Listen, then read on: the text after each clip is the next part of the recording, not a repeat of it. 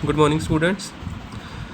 बच्चों कल आप टॉपिक ते कीता है थोड़ा ई डिग्री सैल ते स्पॉन्टेनिटी।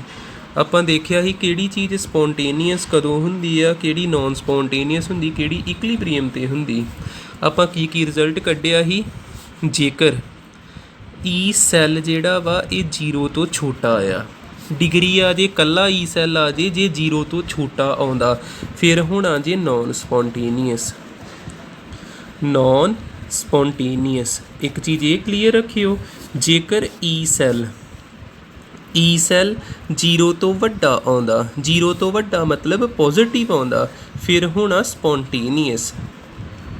स्पॉन्टेनियस जेकर ई सैल 0 ਦੇ बराबर आउंदा, 0 ਦੇ बराबर आउंदा, फिर काते होनी चीज़ इक्विलिब्रियम ते, इक्विलिब्रियम ते। बस आ तीन चीज़ां याद रख लो, वैसे इहदी भी लोड़ नहीं, आ दो चीज़ां तुसीं याद रखियो। हुण जिद्दां तुहानूं क्वेश्चन किद्दां दा पुछया जा सकदा, कल आपां थोड़ा कीता है डेल्टा जी तो शुरू होए हैं आपां, ते हुण क्वेश्चन देखियो किद्दां दा पुछ सकदे तुहानूं। क्वेश्चन विच तुहानूं फस्ट पार्ट है जिद्दां आयोडीन ने 2 इलैक्ट्रॉन गेन कीते, आयोडाइड। देखो आई नैगेटिव नूं कहीदा आयोडाइड, आइड वर्ड लगदा पिछे, आयोडाइड आइड वर्ड लगूगा पिछे, इदां दा बन जांदा। वैसे सानू नावां ना हुण कोई मतलब नहीं है, मेन इहो जिहा कंसैप्ट ही क्लीयर होना चाहिए। तो कि इत्थे सानू गिवन की दिता E0 I2 तो आई नैगेटिव बनिया 0.53 वोल्ट, ये वैल्यू दिती। सानू सैकेंड इक्वेशन दिती, सैकेंड इक्वेशन दिती आ Fe3 पॉजिटिव इलैक्ट्रॉन गेन कीते, Fe2 पॉजिटिव, तो सानू की गिवन आ E0 Fe3 positive Fe2 positive की बनया, किन्नी वैल्यू दिती -0.44 वोल्ट। जदों 3 पॉजिटिव हुंदा इनू कहीदा फैरिक, जदों 2 पॉजिटिव हुंदा इनू कहीदा फैरस। इत्थे एक वर्ड लगना, इत्थे अस वर्ड लगना। थर्ड सानू दिता है जी, क्वेश्चन ही आ सारा, सानू दिता क्लोरीन प्लस इलैक्ट्रॉन गेन कीता Cl नैगेटिव, इनू कहीदा। फिर वेखो इत्थे मैं क्या आयोडाइड, इत्थे मैं बोलूँगा क्लोराइड। आइड वर्ड लगना जदों उपर नैगेटिव चार्ज होगा। इत्थे सानू वैल्यू किन्नी दिती आ E0 Cl2 Cl negative 1.36 volt. Fourth part सानू की गिवन आ SN2 प्लस स्टैनस बोली दा, इनू हुंदा टिन आ, टिन का सिंबल आ SN, टिन का किसी होर भाषा च ना स्टैनस आ, तो SN2 प्लस नू स्टैनस बोलना। 2 इलैक्ट्रॉन गेन कीते, SN बन गया E0 SN2 plus SN -0.14 volt. देखो कोई भी क्वेश्चन करन तो पहलों तुसीं इन्हां वल ध्यान मारो, आ वैल्यू रिडक्शन पोटैंशियल है कि ऑक्सीडेशन पोटैंशियल है, किद्दां पता लगदा। आ देखो 0 तो माइनस घटना, नैगेटिव छोटा हुंदा 0 वड्डा हुंदा, घटण नूं कहना रिडक्शन। आ वैल्यू पूरी करैक्ट आ। 0 तो 2 प्लस नहीं, सॉरी 0 नहीं, 3 तो 2 प्लस घटना, 3 तो 2 घटिया, घटन वाली वैल्यू रखनी आपां। फिर ये भी वैल्यू रिडक्शन पोटैंशियल पूरी करैक्ट आ। 0 तो -1 घटना, रिडक्शन पोटैंशियल करैक्ट आ।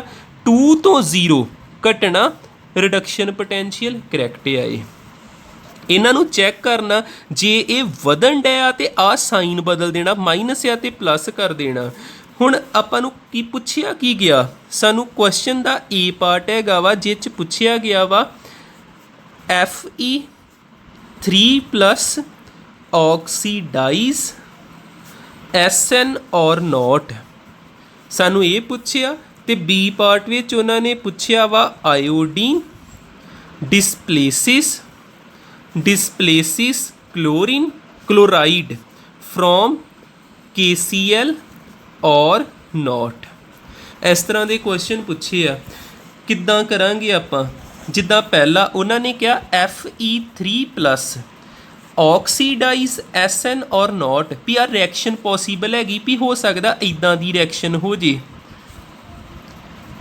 ਆ ਦੇਖੋ ਆ ਰਿਐਕਸ਼ਨ ਵਾਲ ਵੇਖੋ ਆਪਾਂ ਆ ਦੋ ਜਾਣੇ ਵਰਤੇ Fe3+ ਤੋਂ ਸਾਨੂੰ ਇੰਨਾ ਪਤਾ Fe2+ ਬਣਿਆ, Sn ਤੋਂ ਕੀ ਬਣਿਆ Sn2+, ਕਿਉਂਕਿ Sn ਦੀ ਆਪਾਂ ਕੀ ਕਰਾਉਣੀ ਆਕਸੀਡੇਸ਼ਨ।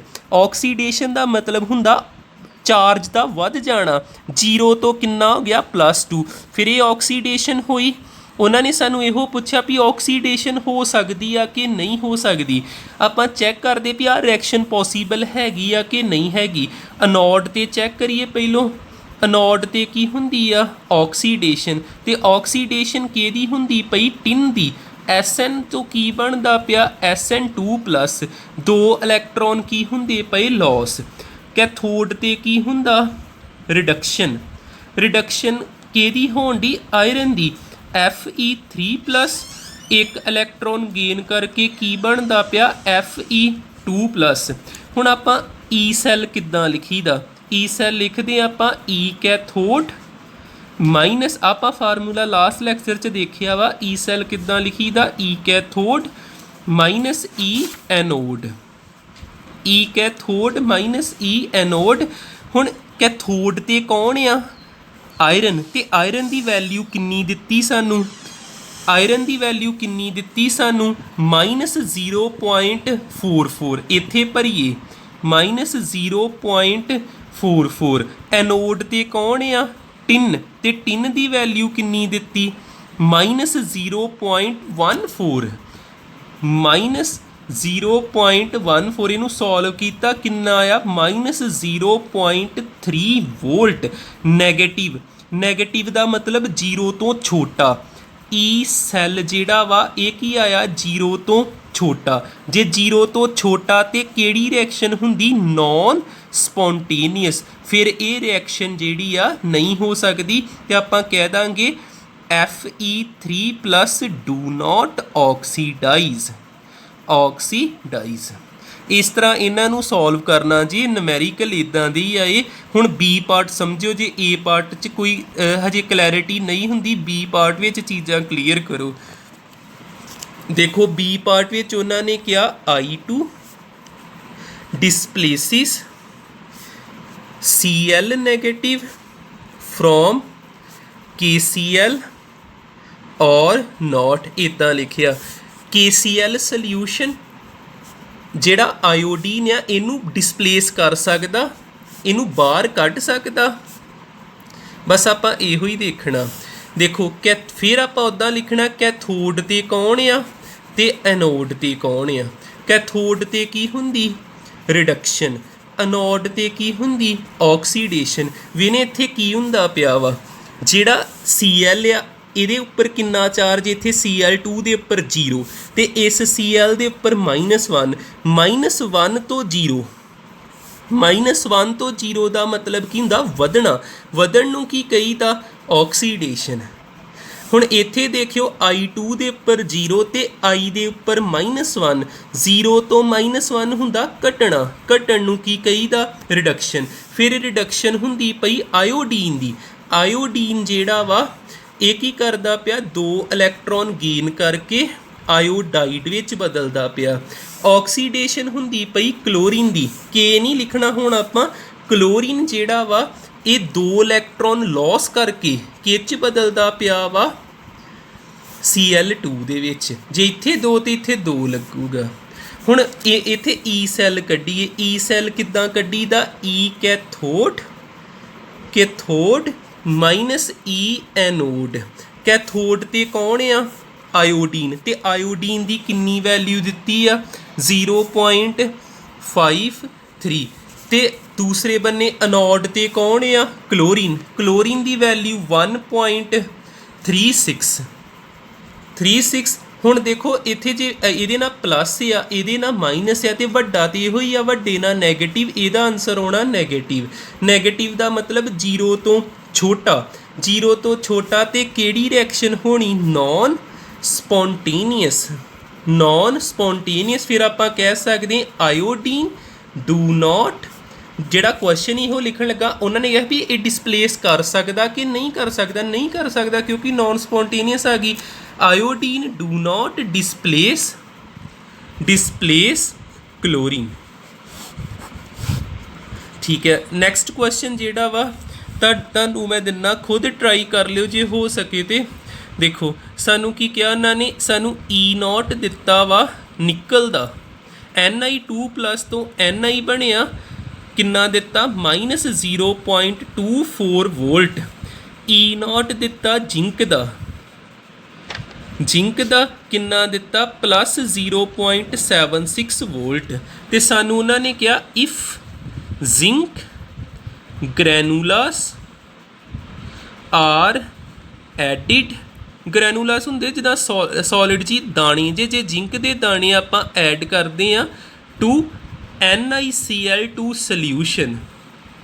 ਸੋਲਿਊਸ਼ਨ ਵਿਲ ਨਿਕਲ ਡਿਪੋਜ਼ਿਟ ਵੀ ਉਹਨਾਂ ਨੇ ਉਹ ਪੁੱਛਿਆ ਵਾ ਜੇ ਆ ਗੱਲ ਨੂੰ ਵੇਖੀਏ ਨਾ ਘੁਮਾ ਫਿਰਾ ਕੇ ਪੁੱਛਿਆ ਵੀ ਰਿਐਕਸ਼ਨ ਪੋਸੀਬਲ ਹੋਊਗੀ ਕਿ ਨਹੀਂ ਹੋਊਗੀ ਵੀ ਜੇਕਰ ਆਪਾਂ ਦੇਖੋ ਸੋਲਿਊਸ਼ਨ ਜੇ ਮੈਂ ਪਾਵਾਂ ਉਹਨਾਂ ਨੇ ਕਿਹਾ ਕੀ ਆ NiCl2 ਸੋਲਿਊਸ਼ਨ ਆ 'ਚ ਜ਼ਿੰਕ ਦੇ ਦਾਣੇ ਜੇ ਆਪਾਂ ਜੇਕਰ ਪਾਈਏ ਤੇ ਜ਼ਿੰਕ ਦੇ ਆਲੇ ਦੁਆਲੇ ਨਿਕਲ ਜੰਮੂਗਾ ਕਿ ਨਹੀਂ ਜੰਮੂਗਾ ਵੀ ਇੱਦਾਂ ਦੀ ਰਿਐਕਸ਼ਨ ਹੋ ਸਕਦੀ ਕਿ ਨਹੀਂ ਹੋ ਸਕਦੀ ਬਸ ਤੁਸੀਂ ਵੇਖੋ ਕੈਥੋਡ ਤੇ ਕੀ ਕੌਣ ਆ ਐਨੋਡ ਤੇ ਕੌਣ ਆ ਪਰ ਧਿਆਨ ਰਵੇ ਮੈਂ ਜੋ ਚੀਜ਼ ਬਾਰ-ਬਾਰ ਕਹਿਣ ਡਿਆ ਆਹ ਵੇਖ ਲਓ ਕੁਐਸਚਨ 'ਚ ਉਹਨਾਂ ਨੇ ਗਲਤ ਤਾਂ ਨਹੀਂ ਦਿੱਤਾ ਇਹ ਰਿਡਕਸ਼ਨ ਵਾਲੀਆਂ ਚੀਜ਼ਾਂ ਹੋਣੀਆਂ ਚਾਹੀਦੀਆਂ 2 ਤੋਂ 0 ਘਟਣਾ ਆ ਪੂਰੀ ਕਰੈਕਟ ਵੈਲਿਊ ਪਰ 0 ਤੋਂ 2 ਹੁੰਦਾ ਵਧਣਾ ਇਹ ਕਰੈਕਟ ਨਹੀਂ ਹੈਗੀ ਫਿਰ ਤੁਸੀਂ ਕਿਹੜੀ ਵੈਲਿਊ ਭਰਨੀ ਮਾਈਨਸ ਪਲੱਸ ਆ ਤੇ ਮਾਈਨਸ ਪਾ ਦੇਣਾ ਆਹ ਵੈਲਿਊ ਭਰਨੀ ਜੀ ਵੇਖ ਲਿਓ ਕੈਥੋਡ ਤੇ ਕੌਣ ਐਨੋਡ ਤੇ ਕੌਣ ਵੈਸੇ ਮੈਂ ਤਾਂ ਸੋਲਿਊਸ਼ਨ ਵੀ ਭੇਜ ਦੂੰਗਾ ਪਰ ਖੁਦ ਇੱਕ ਵਾਰ ਟਰਾਈ ਕਰਕੇ ਦੇਖ ਲਿਓ ਹੁਣ ਦੇਖੋ ਅੱਜ ਆਪਾਂ ਕੀ ਕੀਤਾ ਜੋ ਕੱਲ੍ਹ ਆਪਾਂ ਚੀਜ਼ ਕੀਤੀ ਉਹਦੇ ਨਾਲ ਰਿਲੇਟਡ ਆਪਾਂ ਨੁਮੈਰੀਕਲ ਕੀਤੇ ਨੇ ਜਿਹੜਾ ਨੈਕਸਟ ਡੇ ਟੌਪਿਕ ਹੋਊਗਾ ਉਹਦੇ 'ਚ ਸੈੱਲ ਕਿੱਦਾਂ ਰੀਪ੍ਰਜੈਂਟ ਕਰੀਦਾ ਉਹ ਚੀਜ਼ਾਂ ਪੜ੍ਹਾਂਗੇ ਅਤੇ ਉਹਨਾਂ ਦੇ ਨੁਮੈਰੀਕਲ ਆਪਾਂ ਕਰਾਂਗੇ ਇੰਨੀਆਂ ਚੀਜ਼ਾਂ ਪੂਰੀਆਂ ਧਿਆਨ ਨਾਲ ਸਮਝਿਓ ਥੈਂਕ ਯੂ